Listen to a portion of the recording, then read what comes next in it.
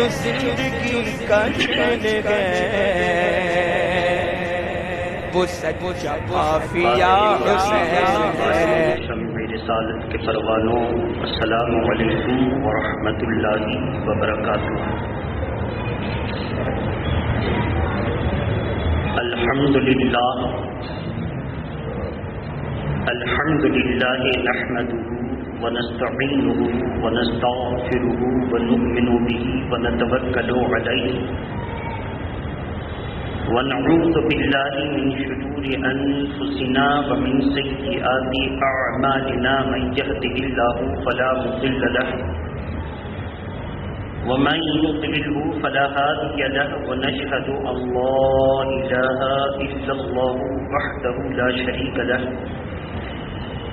ونشهد ان سيدنا محمدا عبده ورسوله اما بعد فأعوذ بالله من الشيطان الرجيم بسم الله الرحمن الرحيم يا أيها الذين آمنوا استعينوا بالصبر والصلاة إن الله مع الصابرين صدق الله العلي العظيم۔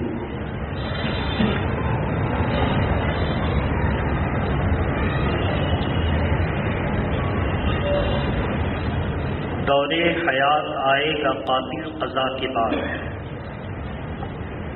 دور حیات آئے گا قاتل قضا کے بعد، میری ابتدا ہوگی تیری انتہا کے بعد۔ قتل حسین اصل میں مرگ یزید ہے، اسلام زندہ ہوتا ہے ہر کربلا کے بعد۔ اور ہمارا عقیدہ ہے کہ امام حسین کی ذات وہ تھی جس سے اسلام کی زندگی وابستہ تھی۔ امام حسین کی زندگی کیا تھی؟ امام حسین کی زندگی یہ تھی کہ انہوں نے اپنی جان آخری کے سپرد فرما کر اسلام کو قیامت تک کے لیے زندہ کر دیا۔ اس لیے کسی نے کہا ہے کہ روئیں وہ جو منکر ہیں ممات شہداء کے، روئیں وہ جو قائل ہیں ممات شہداء کے، ہم زندہ جاوید کا ماتم نہیں کرتے۔ اور کسی بدبخت نے کہا تھا کہ امام حسین کے وہم و گمان میں بھی نہیں تھا۔ امام حسین گئے تھے تو حکومت کے لیے گئے تھے، حکومت کی خواہش لے کر گئے تھے۔ تو حالات پڑھنے کے بعد پتہ چلتا ہے کہ اگر امام حسین حکومت کی خاطر جاتے تو شمشیر زن کو لے کر جاتے جو تلوار چلانے کا ماہر تھا۔ اگر امام حسین حکومت کی خاطر جاتے تو چھوٹے چھوٹے بچے اور بچیوں کو لے کر، مزدورات کو لے کر، بیویوں کو لے کر، بہن کو لے کر کربلا معلّہ نہیں جاتے۔ امام حسین کو آخری وقت تک یقین تھا کہ وہ رحمت للعالمین کے نواسے ہیں، اور بے شک آخری وقت تک اس یقین پر وہ کوشش کرتے رہے کہ حجت قائم ہونے سے پہلے یہ قرآن کی حقانیت کو تسلیم کر لیں گے۔ یہ اور بات ہے کہ ان کے مقدر میں اسلام نہیں تھا۔ اگر ان کے مقدر میں حقانیت ہوتی تو وہ حق کو قبول کر لیتے، لیکن رحمت للعالمین کے نواسے نے اپنی پوری زندگی اور طرز عمل سے ثابت کر دیا کہ انہوں نے آخری وقت تک ان کوفیوں اور یزیدیوں اور شامیوں کو مہلت دی کہ اب نہیں تو کم سے کم اب توبہ کر لو، لیکن مقدر میں نہیں تھا۔ بہرحال میں نے قرآن مقدس کی جس آیت کریمہ کی تلاوت کا شرف حاصل کیا، اللہ تبارک تعالی نے پارہ نمبر 2 رکوع نمبر 3 سورہ بقرہ میں ارشاد فرمایا، اے ایمان والو صبر اور نماز سے مدد مانگو۔ استعانت کا مطلب ہوتا ہے مدد طلب کرنا، اور طلب عربی لفظ ہے، مانگنا ہندی اور اردو میں مستعمل ہے۔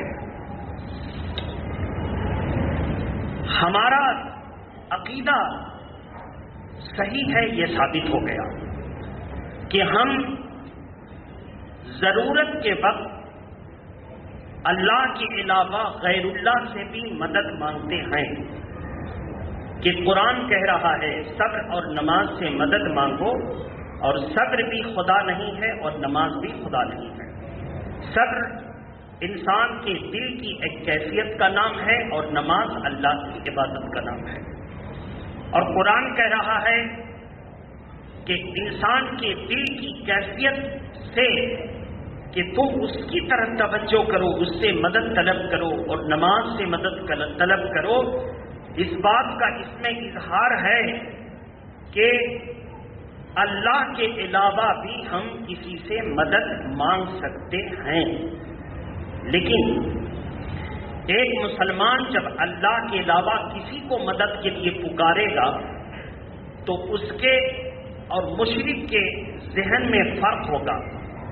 مشرک جب مدد کو پکارتا ہے تو وہ سمجھتا ہے کہ اللہ کی طرح یہ بھی پاورفل ہے جو میری مدد کر سکتا ہے، اور مسلمان جب کسی کو مدد کے لیے پکارتا ہے تو اس کے ذہن میں یہ بات مستحضر رہتی ہے کہ اللہ کے حکم سے یہ میری مدد کر سکتا ہے۔ یہی فرق ہے کہ ہم غیر اللہ سے بھی مدد مانگتے ہیں پھر بھی مشرک نہ ہوئے، اور وہ مدد مانگے تو مشرک ہو جاتے ہیں، چونکہ ہمارا عقیدہ ہے کہ ہم نے کسی سے بھی مدد مانگا وسیلہ بنا ہے مگر مدد خدا کی ہے۔ آپ جب اس کو ذہن سے سمجھ گئے تو محبت کے ساتھ آنے والی گفتگو کو سماعت کرنے سے قبل درود شریف پڑھ لیں۔ اللہم صلی علی سیدنا شفینا حبیبنا مولانا محمد وعلی آلہ واصحابہ وبارک وسلم صلاۃ و سلام علیک یا رسول اللہ۔ عظمت حسین کی کڑی سے کڑی ملا کر آج میری گفتگو کا محور ہے کہ امام حسین کتنے عظیم ہیں، اتنے عظیم ہے امام حسین، اور یہ عظمت ان کو کہاں سے ملی؟ یہ عظمت ان کے نانا کے در سے ملی ہے اور عطا اللہ نے فرمایا ہے۔ امام حسین کی عظمت کو دیکھیے،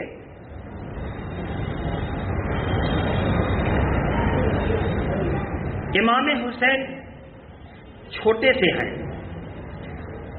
اس عمر میں کہ بچے اپنے بڑوں کے ساتھ آرام سے بغیر آداب کا لحاظ کرتے ہوئے کھیل لیتے ہیں، شوخی کر لیتے ہیں۔ شوخی کا اظہار کرتے ہوئے حضور نماز میں ہیں، اور جیسے ہی سجدے میں گئے امام حسین نے دیکھا کہ نانا سجدے میں ہیں، بس پیٹھ پر سوار ہو گئے۔ اللہ کے پیارے نبی صلی اللہ تعالی علیہ وسلم نے اپنی نماز کے سجدے کو لمبا کر دیا۔ جب سجدے میں تھے، اب یہیں پر ہم کو ذہن دینا کہ حقیقت کیا ہے۔ یہاں پہ سوال قائم ہوگا کہ امام حسین دین ہیں یا دنیا ہے؟ اگر امام حسین کو دنیا مانو تو جس کے پاس علم اور ایمان کی کمی ہے وہ مان سکتا ہے کہ دنیا ہے، مگر آزاد ہیں لوگ۔ اور امام حسین کو دین مانو تو دلیل کیا ہے کہ ہم دین مانیں؟ تو ہم آپ کو ایک دم روح دلیل کی طرف لے چلتے ہیں۔ امام حسین پیٹھ پر سوار ہو گئے، سجدے کی تسبیح ہے سبحان ربی الاعلیٰ، کم سے کم 3 بار، زیادہ سے زیادہ طاق مرتبہ جتنا چاہو پڑھو، لیکن معمول ہے کہ ہم لوگ 7 مرتبہ تک پڑھتے ہیں۔ زور سے بولیے 3 مرتبہ کم سے کم، اس سے جو کم کرے وہ نماز کا چور ہے، وہ نماز کا، حالانکہ نماز ہو جاتی ہے مگر اس نے نماز میں چوری کیا۔ کم سے کم 3 مرتبہ، زیادہ سے زیادہ ہم لوگوں کا معمول ہے کہ 7 بار۔ لیکن جب امام حسین پشت پر سوار ہوئے، اچھا یہ تنہا والی نماز نہیں تھی، جماعت کے ساتھ حضور پڑھا رہے تھے، زور سے بولیے، جماعت کے ساتھ حضور پڑھا رہے تھے۔ امام حسین جب پشت پر سوار ہوئے تو اللہ کے پیارے نبی نے اللہ کی عبادت میں محسوس کیا کہ حسین پیٹھ پر ہیں، پشت پر، پیٹھ ہندی اردو میں مستعمل ہے، پشت یہ فارسی لفظ ہے، پشت پر بیٹھے ہیں۔ اللہ کے پیارے نبی نے اب گنتی چھوڑ دی، کاؤنٹ کرنا، زور سے بولیے، شمار کرنا، گننا چھوڑ دیا۔ اب سبحان رب الاعلیٰ پڑھتے جا رہے ہیں، سبحان رب الاعلیٰ پڑھتے جا رہے ہیں۔ جب اس سجدے کی کیفیت کو آپ دیکھیں گے، اب روح موضوع کی طرف پہنچیے، سجدے کی کیفیت کیا ہے؟ اللہ کے پیارے نبی فرماتے ہیں کہ بندہ اپنے رب سے سب سے زیادہ قریب اگر ہوتا ہے تو وہ کیفیت ہے سجدے کی، سب سے قریب جب ہوتا ہے تو وہ کیفیت ہے سجدے کی۔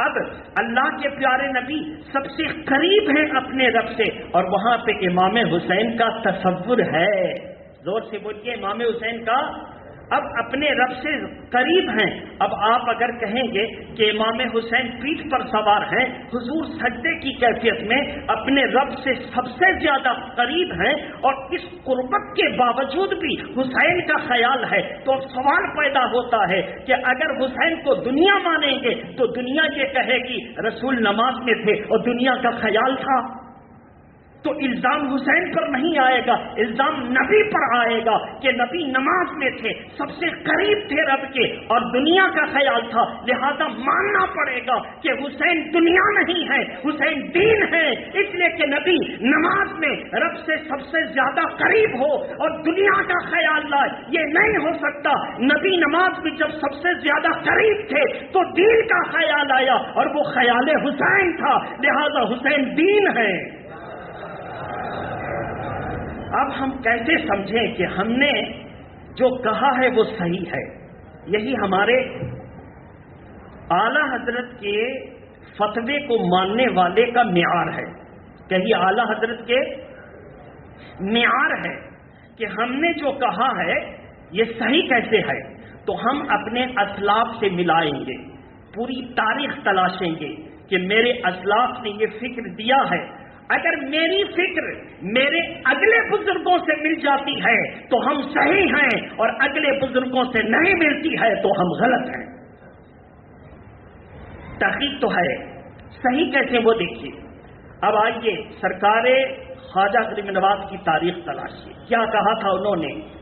امام حسین کے اس کردار و عمل کو دیکھا تو پکار اٹھے، شاہ است حسین، بادشاہ است حسین، دین است حسین، دین پناہ است حسین، یعنی امام حسین بادشاہ ہیں، بادشاہوں کے بادشاہ ہیں، امام حسین دین بھی ہیں اور دین کی پناہ بھی ہیں۔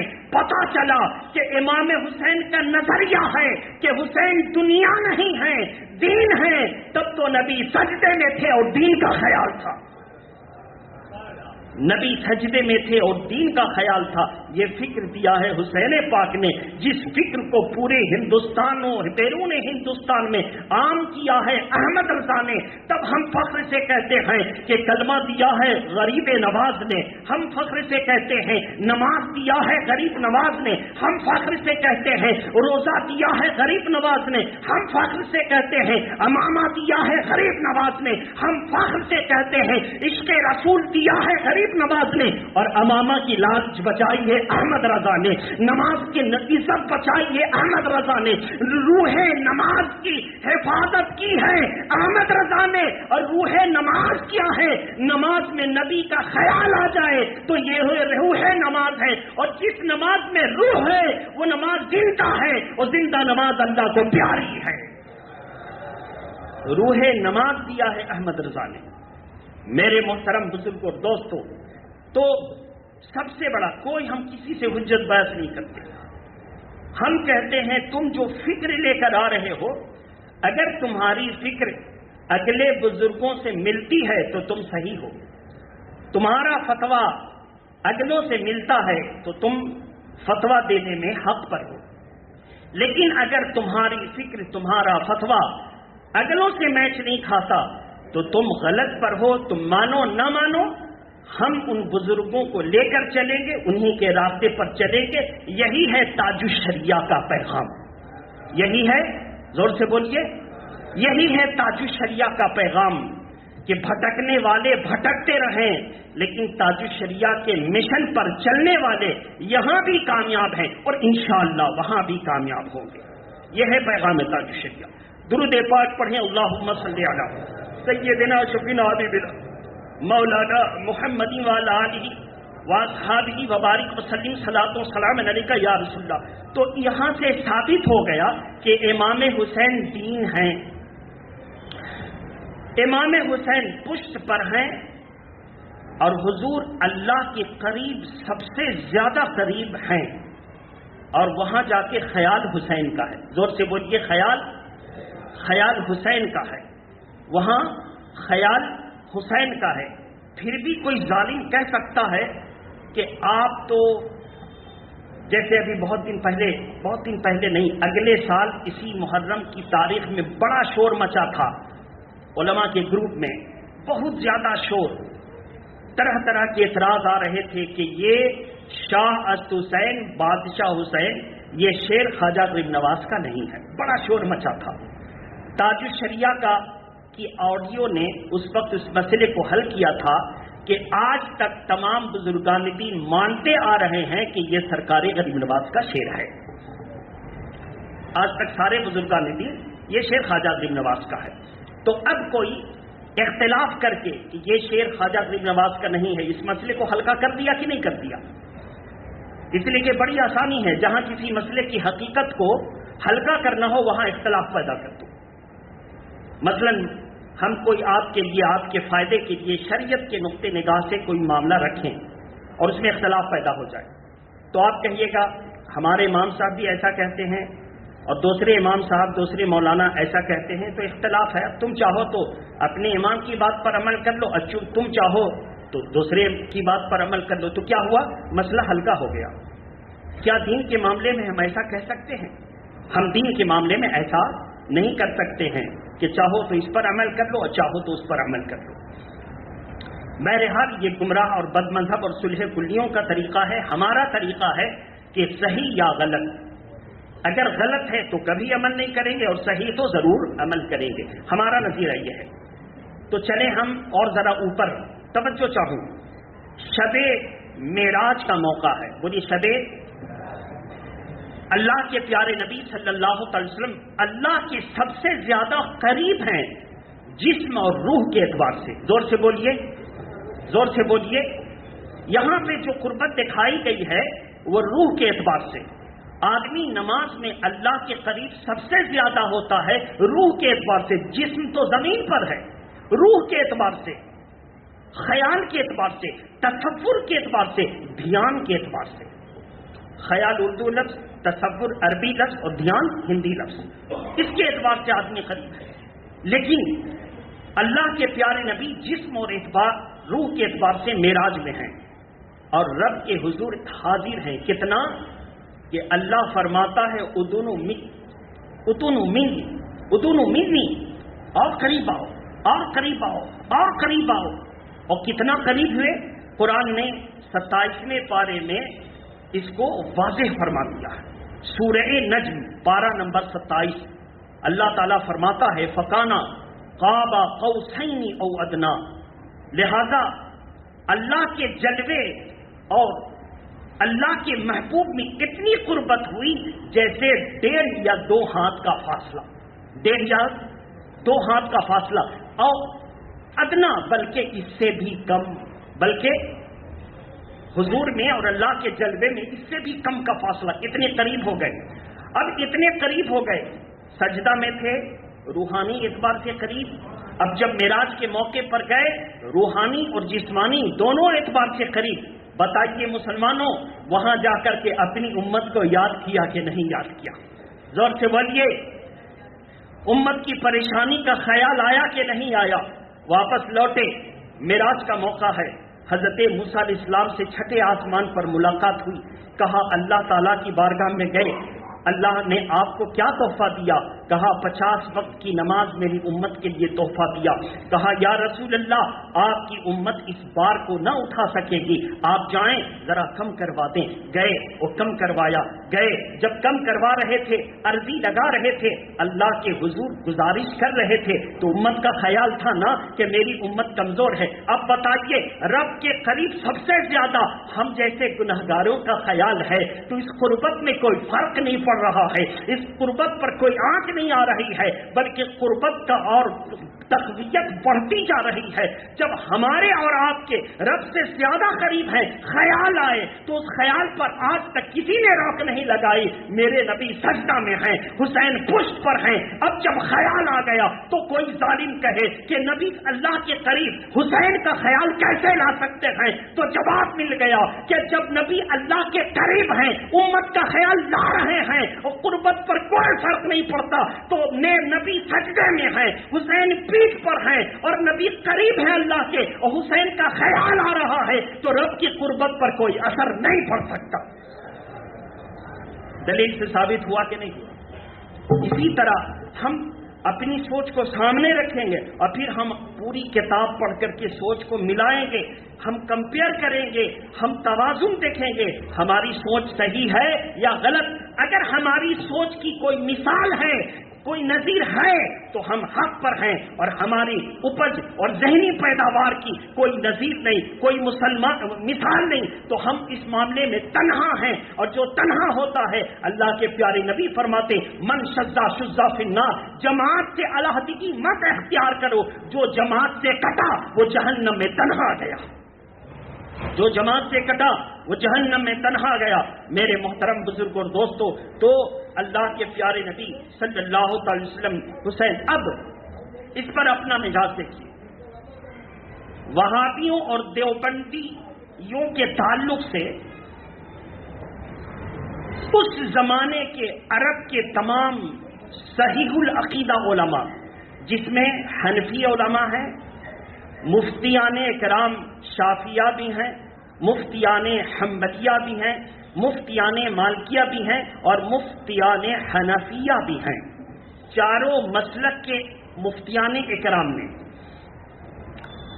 جس نے یہ کہا کہ نماز میں حضور کا خیال آ جائے تو نماز ٹوٹ جاتی ہے۔ لفظ کیا ہے؟ نماز باطل ہو جاتی ہے، نماز فسخ ہو جاتی ہے، ٹوٹ جاتی ہے، فاسد ہو جاتی ہے۔ اہل عرب کے علماء نے اس جملے کو پڑھا، کہا کہ جو یہ کہے کہ نماز میں نبی کا خیال آئے تو نماز ٹوٹ جاتی ہے، ایسا شخص بد مذہب، ایسا شخص بد مذہب۔ ارے نماز میں حضور کا خیال لانا واجب ہے۔ خیال لانا کہاں پر؟ جب آپ پڑھتے ہو التحیات میں السلام علیکہ ایھا النبی ورحمۃ اللہ وبرکاتہ، اس کو لکھا ہے عبدالحق محدث دہلوی نے اپنی فارسی شرح اشعۃ اللمعات شرح مشکات میں، کہ ایک دم تصور لاؤ تب کہو السلام علیکہ ایھا النبی۔ بہرحال تو اب ہم لوگ ذہن بناتے ہیں کہ جب اعلیٰ اور افضل نے، اب دیکھیے ایک چیز ہے کہ امام حسین نبی ہیں یا امتی؟ امام حسین شہید ہیں مگر امتی ہیں، امام حسین ساجد ہیں مگر امتی ہیں، امام حسین متقی ہیں مگر امتی ہیں، امام حسین صادق ہیں مگر امتی ہیں، امام حسین صحابی ہیں مگر امتی ہیں۔ اب بتائیے، اور نبی کا مرتبہ آپ جان رہے ہیں، تو اس سے پتہ چلا نبی کے نماز میں امتی کا خیال آئے تو نماز ہو جاتی ہے۔ زور سے بولیو، نبی کی نماز میں امتی کا خیال آئے تو نماز ہو جاتی ہے تو فخر سے کہیے ہم امتی کی نماز میں نبی کا خیال آئے تو وہ نماز اعلیٰ ہوگی کہ نہیں، وہ نماز عرفہ ہوگی کہ نہیں. تو جو یہ کہتا ہے کہ نماز میں نبی کا خیال آئے نماز فاسد ہو جاتی ہے. اس لیے امام اہل سنت اعلیٰ حضرت مجدد دین و ملت قاطع شرک و بدعت ارشاد فرماتے ہیں بدعقیدہ وہابی کے پیچھے نماز نہیں، اس لیے کہ خود اس کی اپنی نماز نہیں ہوتی تو وہ تیری نماز کیسے ہو جائے گی؟ خود اس کی اپنی نماز کیوں کہ قاعدہ ہے کہ التحیات کا ہر لفظ پڑھنا نماز میں واجب. زور سے بولیے. اور التحیات کا بیچ کا جملہ ہے السلام علیکہ ایھا النبی. تو اگر پڑھتا ہے تو نبی کا خیال آئے گا، اور نہیں پڑھتا ہے تو جان بوجھ کر واجب چھوڑنے سے نماز باطل، نماز فساد زدہ ہو گئی، فاسد ہو گئی. اب سوچئے وہ نماز نہیں، غلط ہے وہ. تو اگر پڑھے تو نماز ٹوٹ جائے نبی کا خیال آنے کی وجہ سے، اور نہ پڑھے تو واجب ہے پھر بھی نماز ٹوٹ جائے. اب بتائیے پڑھے تو بھی نماز ٹوٹ جائے اور نہ پڑھے تو بھی نماز ٹوٹ جائے تو جس کی نماز ہر 2 رکعت پر ٹوٹ رہی ہو اس کے پیچھے اقتدا، زور سے بولیے کیسے ہو سکتی ہے؟ اس کے پیچھے اقتدا. تو نہ کہیے گا ہم لوگ اپنی طرف سے فتویٰ دیتے ہیں، ہم روح کو پیش کرتے ہیں. آپ چاہیے تو اس پر عمل کیجئے اور نہ چاہیے تو آزاد ہیں. لیکن کل قیامت کے دن نہ کہیے گا کہ کوئی بتانے والا نہیں تھا اس لیے ہندوستان میں ہو تو ان کے پیچھے نماز نہ پڑھو، اور اگر عربستان میں جاؤ تو ان کے پیچھے نماز نہ پڑھو. ہم حج ایک فرض کے لیے اپنی 5 وقت کی ہر روز کی نماز اور 40 دن میں ہم تقریباً 200 نماز کو قربان نہ کر سکتے، اس لیے کہ حج ایک بار فرض ہے، ایک فرض کے لیے گئے تھے اور 200 مرتبہ کا فرض نماز اگر قربان کرتے تو دانشمند آدمی ایسا نہیں کرتا، وہ اپنا حج بھی بچاتا ہے اور ان کی اقتدا نہ کر کے اپنی نماز بھی بچاتا ہے. ان کی اقتدا نہ کر کے اپنی نماز بھی بچاتا ہے. جتنے علماء جاتے ہیں وہ ان کی اقتدا نہیں کرتے. میرے محترم بزرگ اور دوستو، اب جب حضور نے حسین کو دین بنا دیا، زور سے بولیے حسین کو دین بنا دیا، اب ایک سوال پیدا ہوتا ہے کہ امام حسین سے جب حر ملا تھا اس نے کہا تھا کہ حضرت ہم آپ کو 1000 فوجیوں کے ساتھ ابن زیاد کے حکم کے مطابق یزید کے کہنے سے گرفتار کرنے کے لیے آئے ہیں. کہا تم مجھے گرفتار کرو گے؟ کہا حضور نہ، میں تو حکم کا پابند ہوں، میں کیسے جرأت کر، میں تو صرف حکم کا پابند ہوں. کہا اچھا. تو حر کے دل میں امام حسین کی عظمت تھی.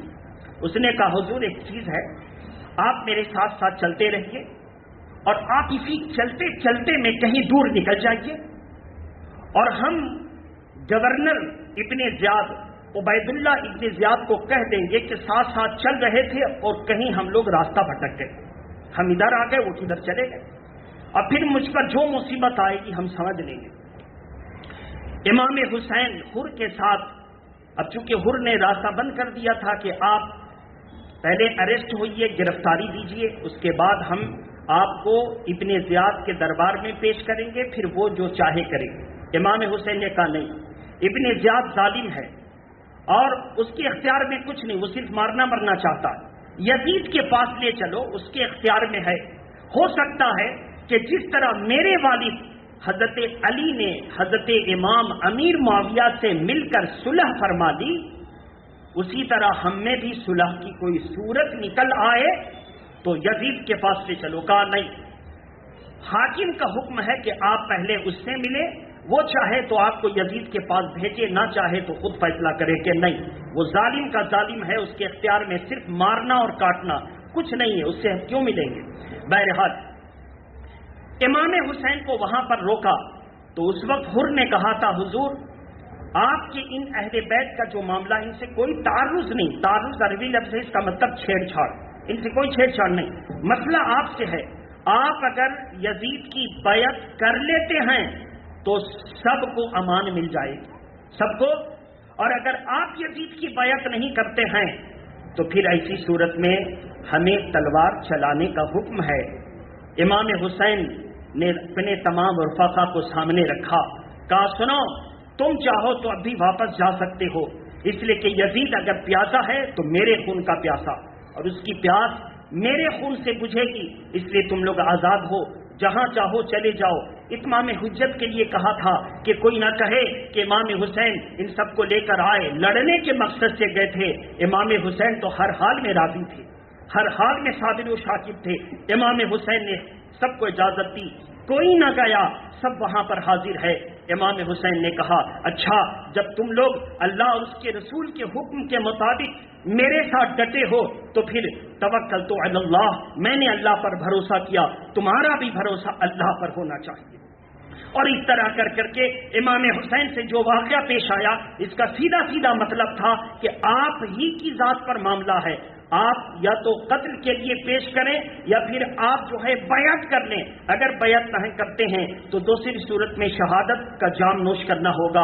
امام چاہتے تو شہادت سے بچنے کے لیے جھوٹی بیعت کر لیتے، بعد میں انکار کر دیتے کہ وقت جان بچانے کے لیے ایسا ہو سکتا، لیکن امام کے پاس بچنے کے راستے بہت تھے، مگر امام نے فتوے پر عمل نہیں کیا بلکہ عزیمت پر عمل کر کے پوری دنیا کو ذہن دیا ہے کہ امام عزیمت پر عمل کرتا ہے۔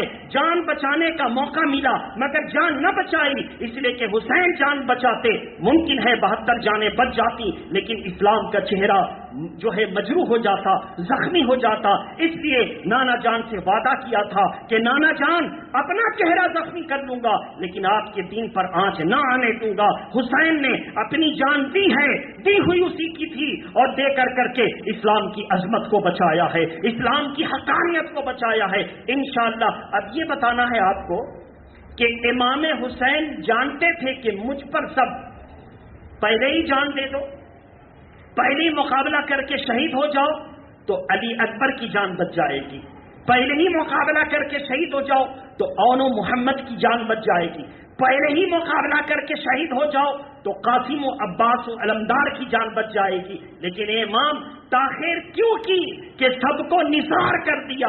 پہلے تمام آوان یعنی دوست و احباب نے نثاری پیش کی، پھر احباب نے نثاری پیش کی، پھر اس کے بعد اہل بیت نے نثاری پیش کی، پھر آپ نے اپنی جان آخر میں دی۔ سب سے پہلے آپ خود پیش کر دیتے تو سب کی جان بچانے کا کم سے کم ایک دوسرا موقع تھا۔ ایسا کیوں؟ انشاءاللہ جمعہ کے بعد پھر جشن شہادت ہے، ہم اس میں اس بات کو آپ کے سامنے رکھنے کی کوشش کریں گے۔ امام حسین کا یہی پیغام ہے میرے محترم، ڈھول تاشے ناچ گانے باجے سے پرہیز کرو۔ امام حسین کے اس شہادت کو، اس مارکے کو، اس قربانی کو ہم لوگ کھیل تماشا نہ بنائیں بلکہ ہم کھیل تماشا سے بچیں اور امام حسین کی سیرت کو سنیں، ان کے جو ہے اقوال کو سنیں، ان کے افعال کو سنیں۔ یہی امام حسین سے سچی محبت ہے، ان کی قربانیوں کو کھیل تماشا نہ بنائیں۔ قرآن مجید پارہ نمبر 7 رکوع نمبر 13 میں اللہ تبارک و تعالی ارشاد فرماتا ہے وَذَرُوا الَّذِينَ اتَّخَذُوا لَعِبًا وَلَهْوًا، جو لوگ اسلام کے معاملے کو، دین کو کھیل تماشا بنا لیتے ہیں ان سے بچو، ان سے بچو۔ اور ان سے اگر آپ نہ بچ سکے اور آپ ان کے ساتھ چلے گئے، پھر یاد آیا یا اللہ امام حسین نے اسلام کے لیے قربانی دی تھی اور اسلام کے نام پر یہ نشہ کر کے شور شرابہ کر رہا ہے، اسلام کے نام پر یہ شراب پیے ہوا ہے، اور حسین حسین کہتا، حسین بھی نہیں، حسین لفظ صحیح ہے، حسین یہ غلط ہے، حسین نہ کہہ کے حسین حسن حسن اس طرح کا لفظ، یعنی جس طرح ہم لوگ اپنے کو نہیں ٹھیک لفظ سے بلا لیتے ہیں اس طرح یہ امام حسین کے نام کی توہین ہے، یہ اچھے نہیں ہیں، یہ لوگ غلط ہیں۔ قرآن مجید ارشاد فرماتا ہے پارہ نمبر 7 رکوع نمبر 13 وَإِمَّا يُنْسِيَنَّكَ الشَّيْطَانُ فَلَا تَقُعُدْ بَعْدَ الذِّكْرَىٰ مَعَ الْقَوْمِ الظَّالِمِينَ، تو ظالم کے پاس بیٹھا تھا، شیطان نے تجھے بھلا دیا لیکن یاد آیا یا اللہ یہ تو غلط لوگ ہیں، غلط کر رہے ہیں، اب وہاں سے اٹھ جا، فلا تقعد، وہاں سے اٹھ جا، مت بیٹھ ان کے ساتھ، اگر تو بچ گیا تو یہاں تو بچا، وہاں حسین پاک بچا لے۔